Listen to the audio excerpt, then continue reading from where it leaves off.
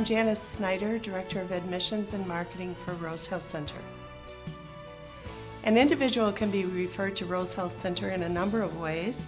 It can be from the professional team at the hospital or outpatient, which would be nurses, psychiatrists, social workers, or it can also be from a family member or the patient themselves. The criteria for admission to Rose Hill would be an individual 18 years or older, primarily diagnosed with a mental illness, and very important would be their willingness on some level to participate in the program and take medications as part of a team working towards recovery. An individual doesn't have to have the motivation that family members or professionals might have. However, they on some level have to be willing to engage in treatment. Primary diagnoses at Rose Hill Center would be schizophrenia, schizoaffective disorder, bipolar, or major depression. Oftentimes people have a secondary diagnosis of some substance abuse. However, Rose Hill Center is not prepared to do any detox. The application process to Rose Hill Center can be fairly easy, and we certainly are happy to walk you through that step by step. The physician's referral form is a form that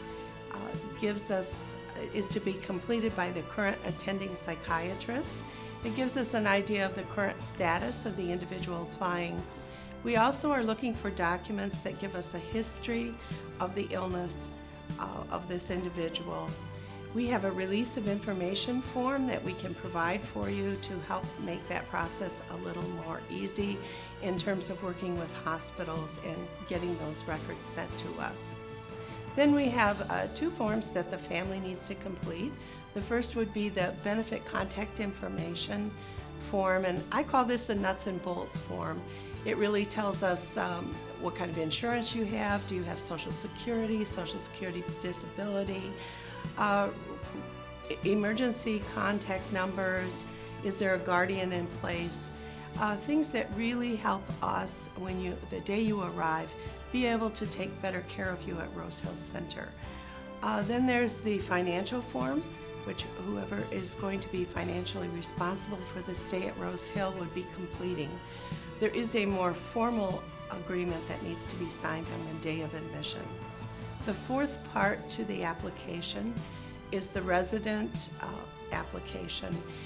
And sometimes people are too ill to complete this, so don't hold up the whole application waiting for that, because we're happy to take a look at the situation, and perhaps we don't need it if the individual is too ill.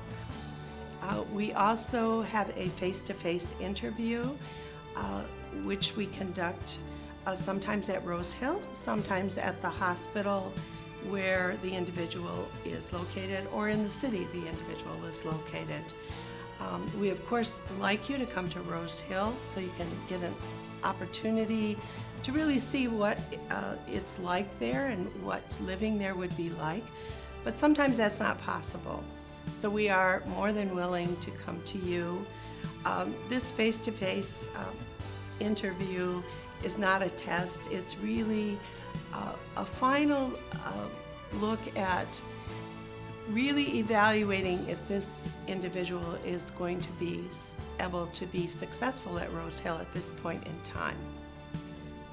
The application process can be fairly easy.